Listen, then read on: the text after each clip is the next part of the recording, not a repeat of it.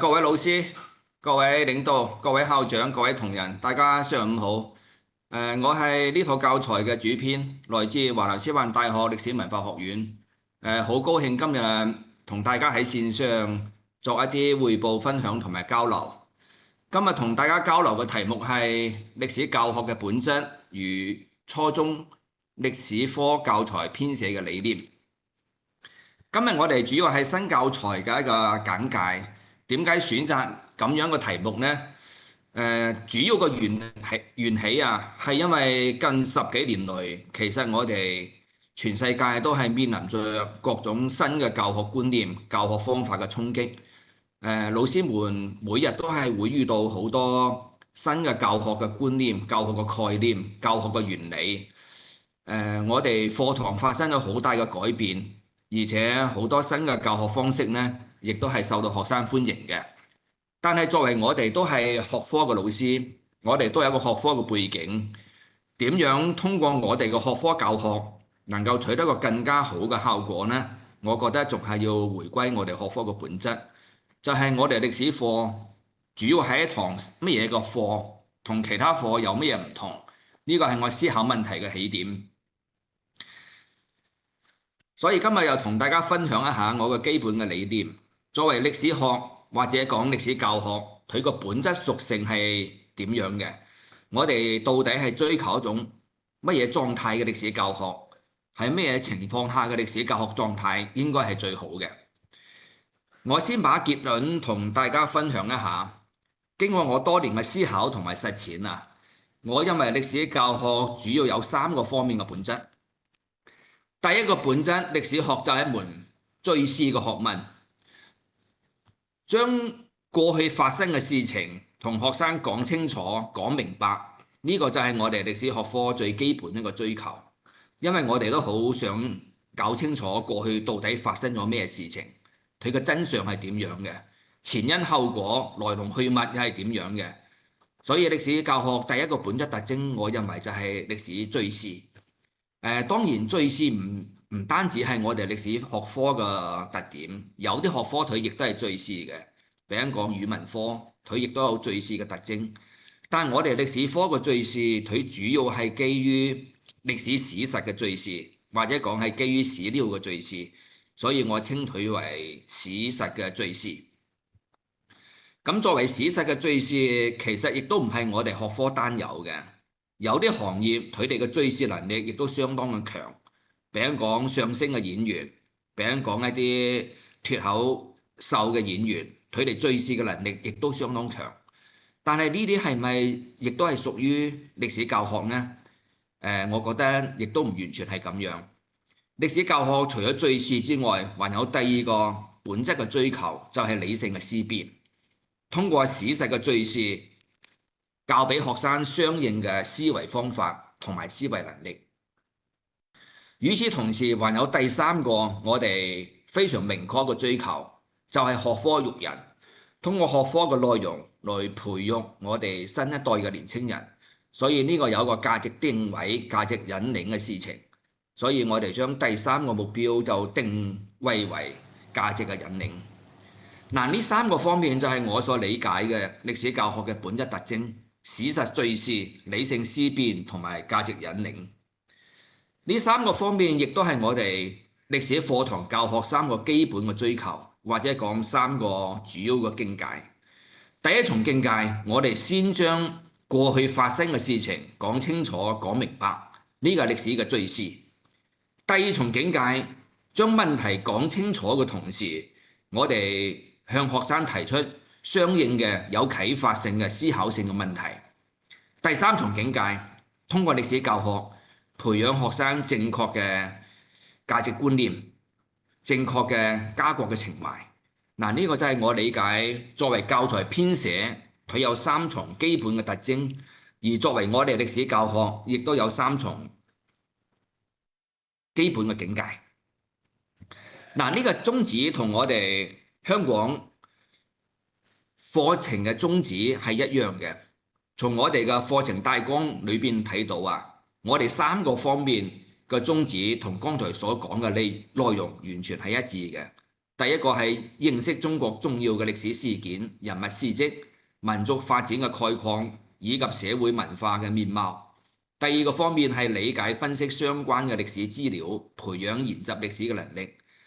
呢個就係思維能力嘅內容同埋敘事嘅內容。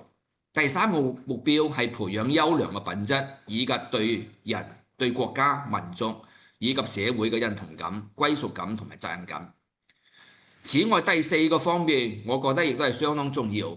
對於我哋初中嘅學生培養學習歷史，尤其係中國歷史嘅興趣，呢個係非常重要嘅方向。所以喺整個教材嘅編寫，還有今項我哋課堂教學當中，我覺得呢個都係非常重要嘅目標。通過我哋生動嘅資源、有趣嘅教學方式，培養學生學習歷史嘅興趣。因此我所理解嘅歷史學科嘅本質，同我哋整個課程大綱嘅課程宗旨，我覺得基本上係一致嘅。喺呢個基礎上邊，我哋又編寫咗初中階段3個年級嘅3本教材，分別係中一、中二同埋中3年級嘅教材。下邊咧，我又根據我嘅理念簡單嘅講下呢套教材佢編寫嘅基本嘅理論基礎，還有呈現嘅方式係點樣嘅。首先根據剛才所講嘅3個方面嘅本質特徵，還有課程引領嘅4個方面嘅要求，我哋確立為4個方面嘅核心目標。第一係學會學習，第二個係思維方法，第三個係價值觀念，第四個係實踐研究。圍繞呢4個方面嘅內容，我哋就形成咗諸多嘅二級目標同埋若干嘅教材嘅欄目。咁我哋教材嘅欄目內容係非常之豐富。睇起來呢有啲眼花繚亂，但係佢最終歸屬嘅目標就係剛才所講嘅呢4個方面。下邊咧就分別向老師們介紹一下第一個方面係史實嘅編寫同埋我哋教材嘅編寫。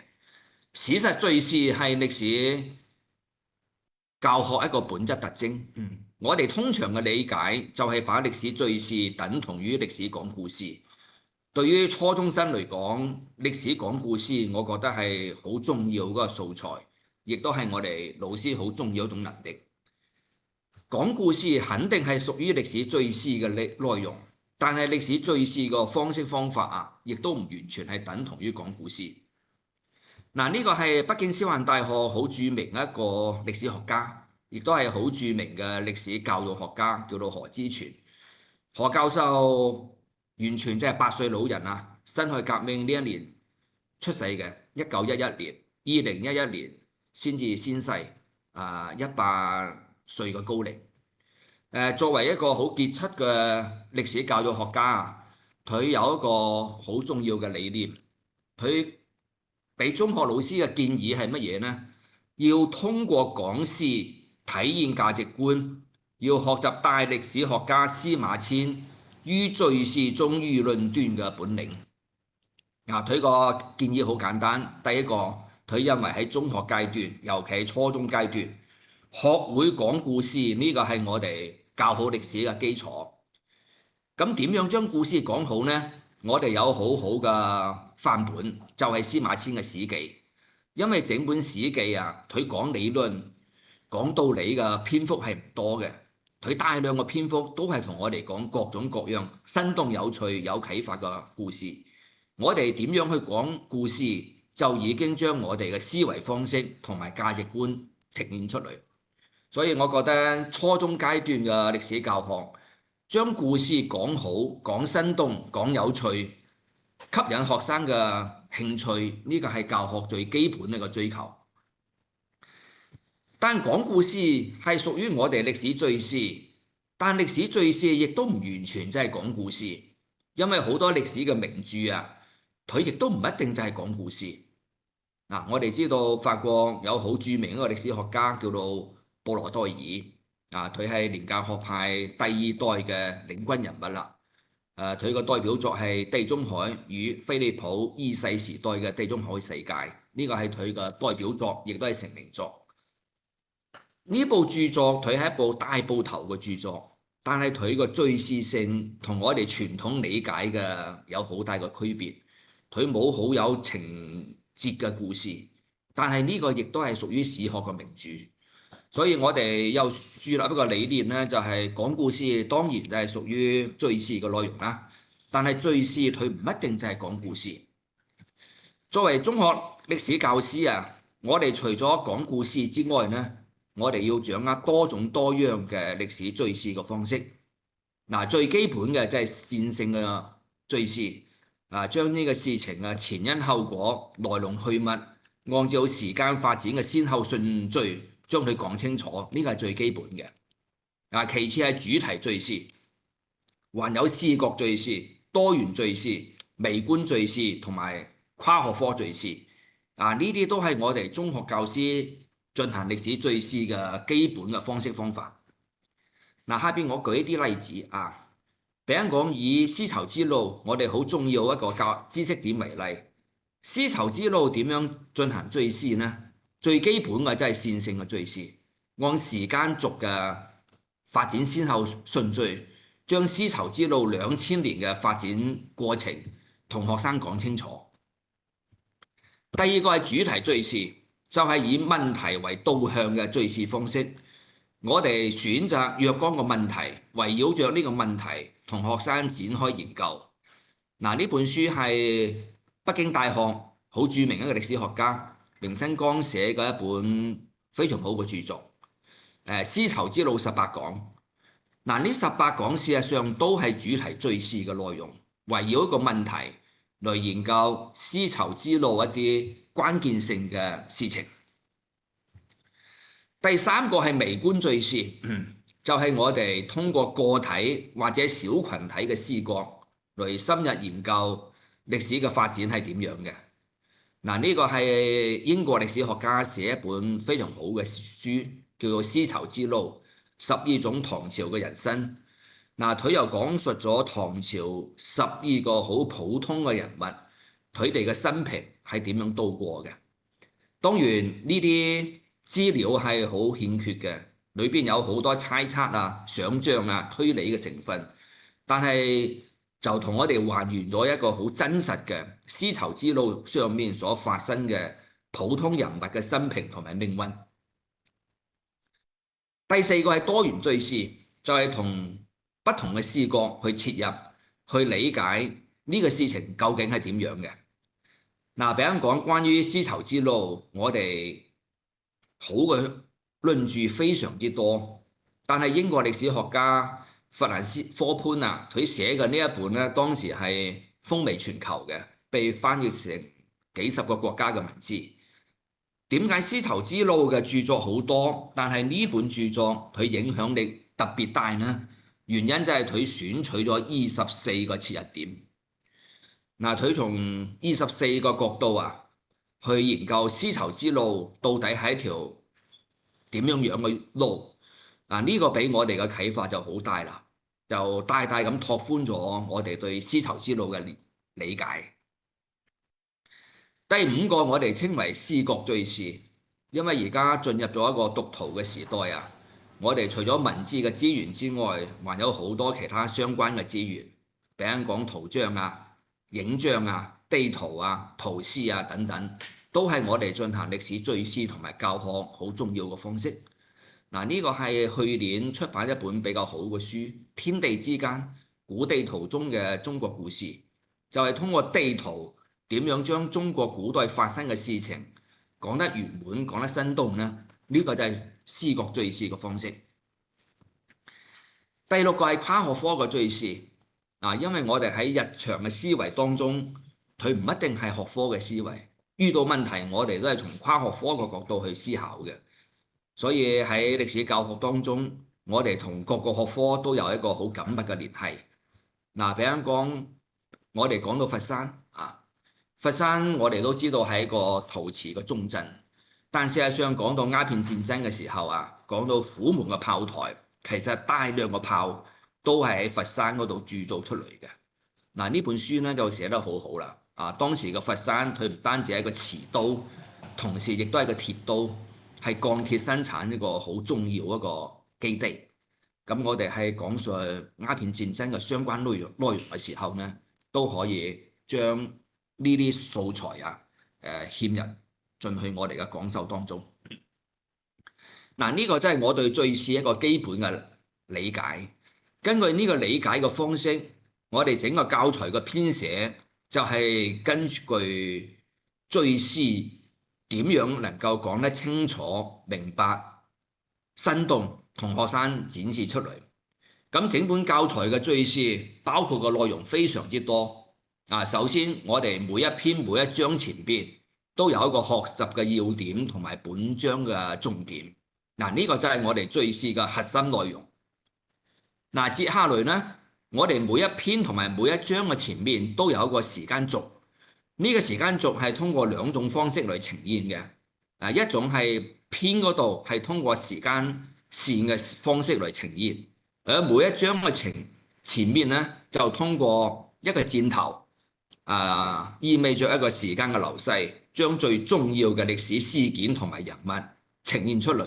呢個就係時間嘅線索，亦都係我哋所講嘅線性嘅敘事。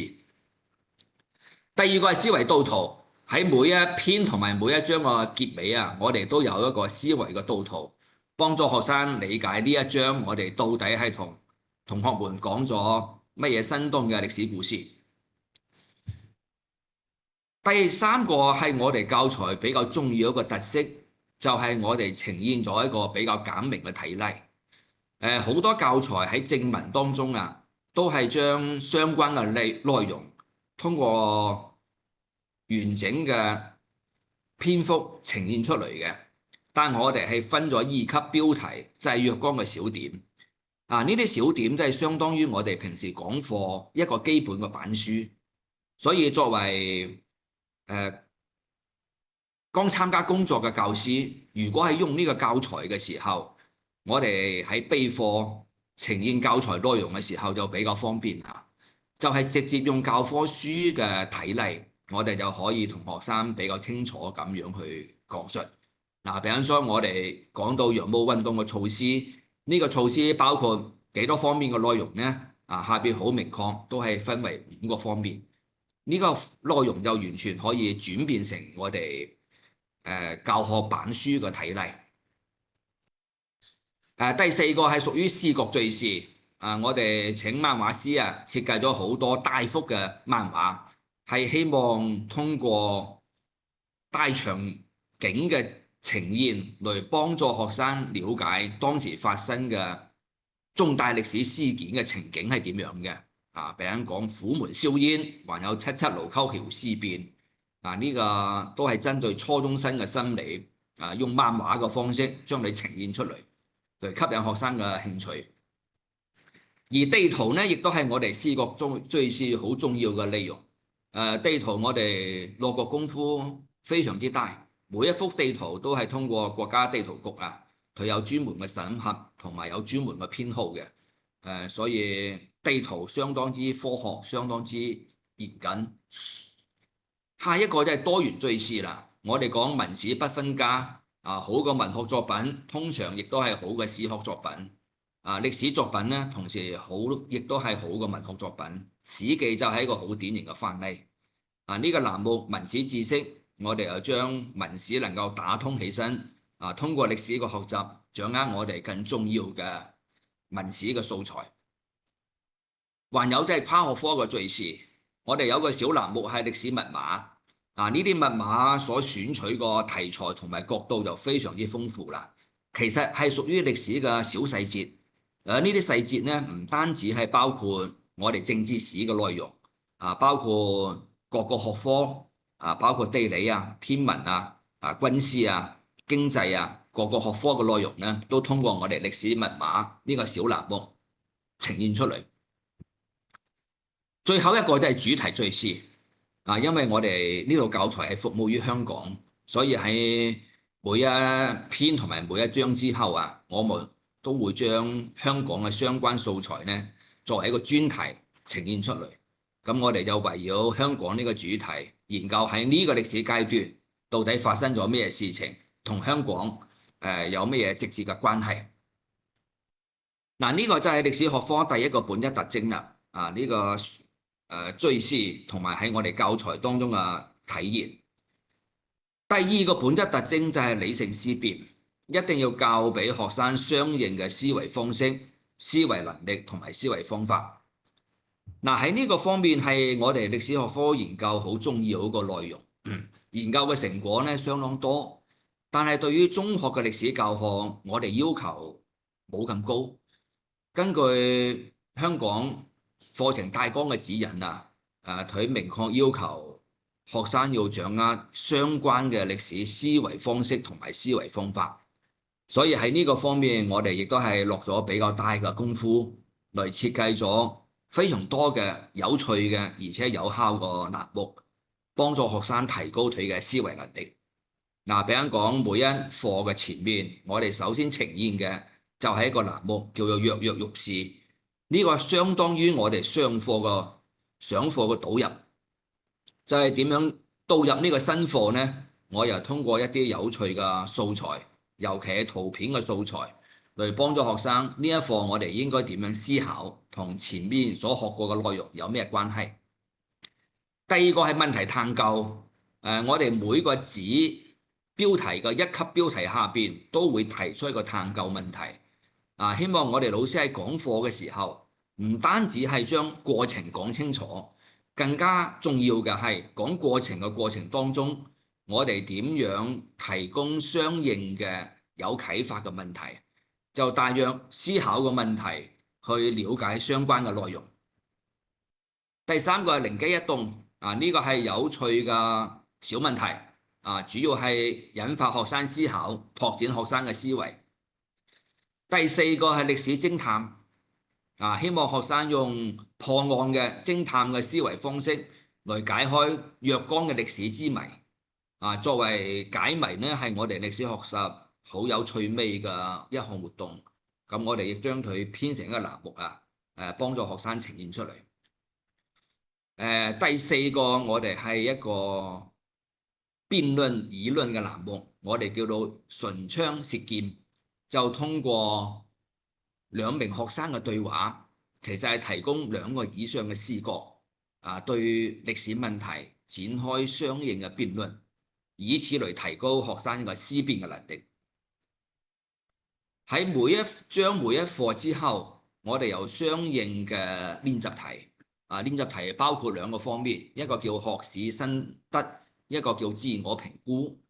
學史心得我哋係擺脫咗過去嗰種比較保守嘅陳舊嘅試題方式，都係用比較新型嘅呈現方式來命製我哋複雜嘅題目。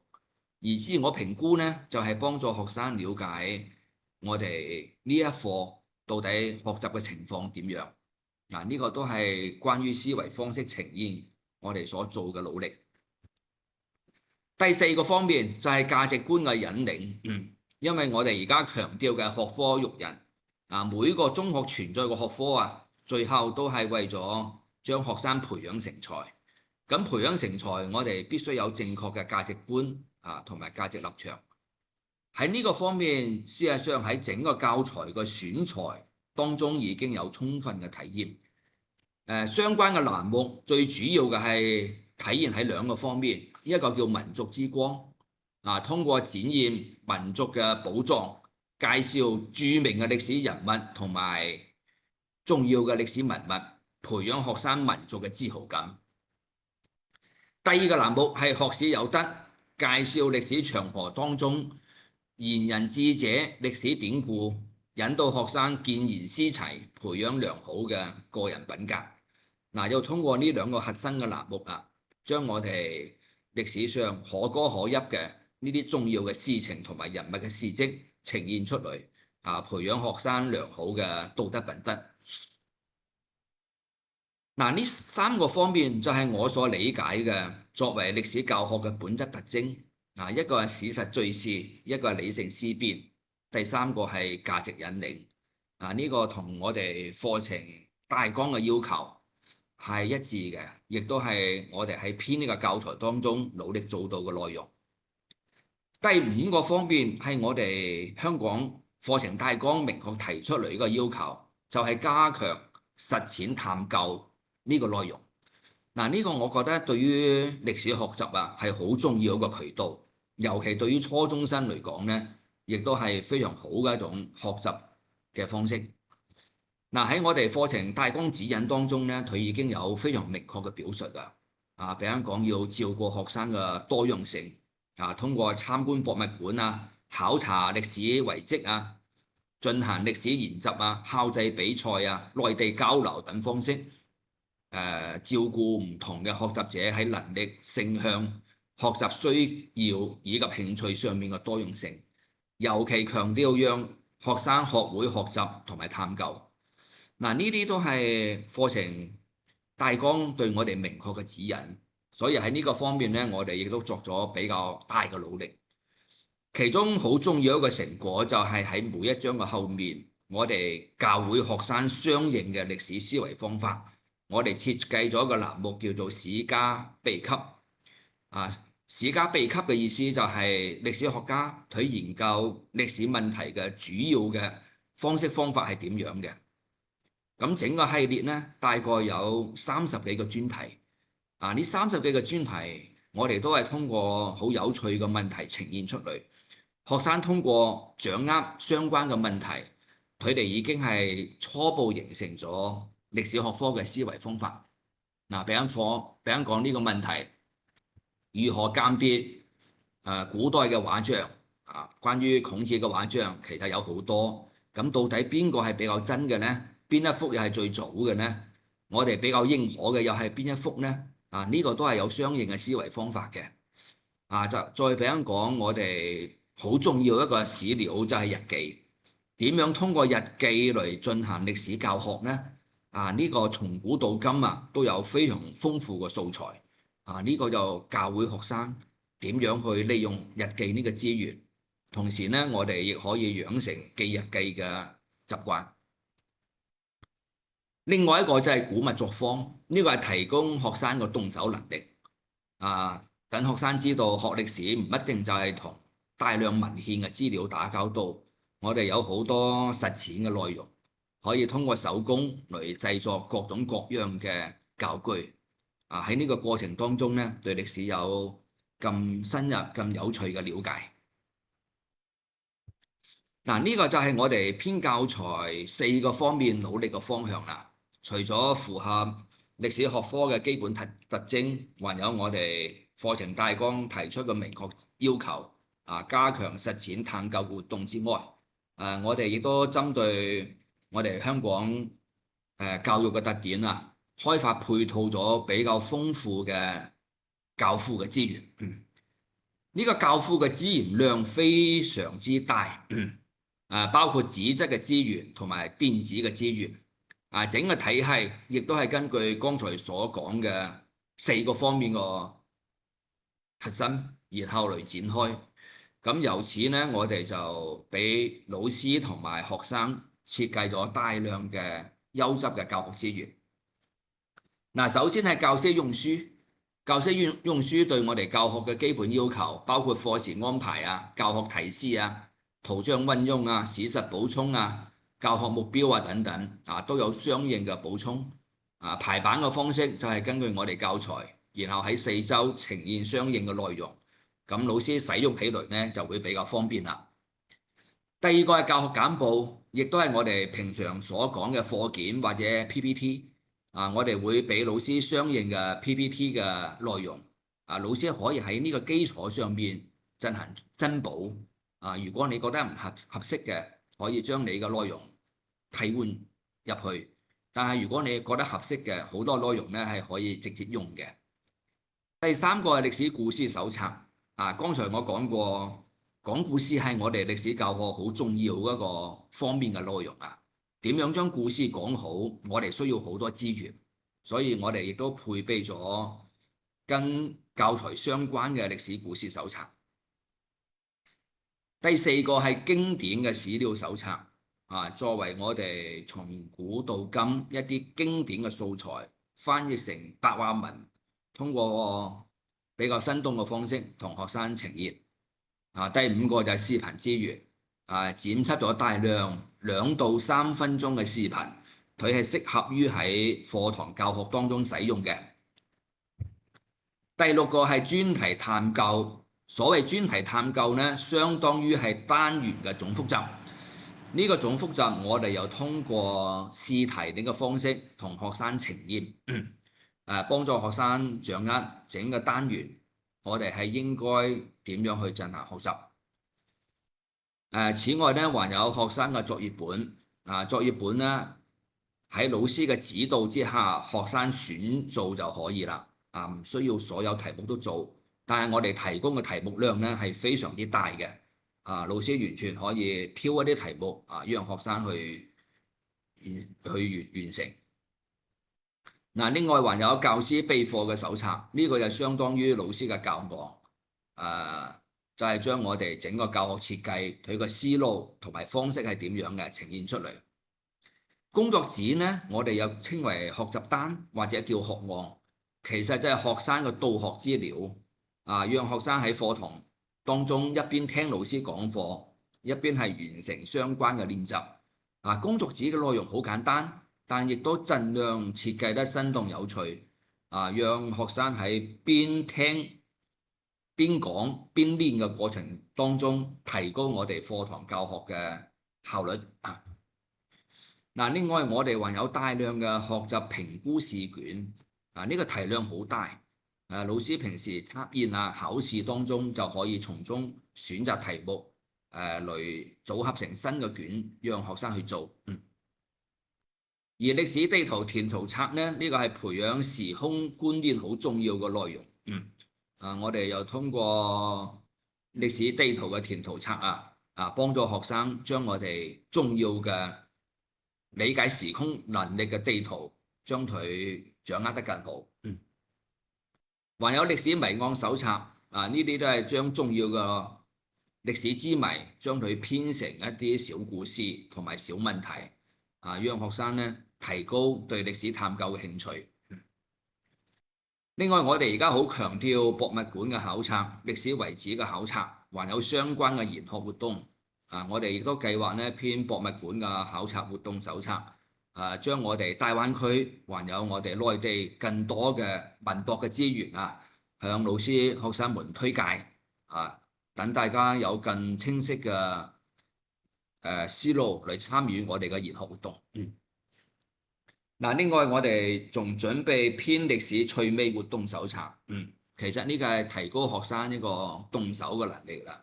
除咗我哋教材相關嘅內容之外呢，我哋計劃亦都將更加豐富嘅能夠提高學生動手能力嘅方式，將佢呈現出嚟。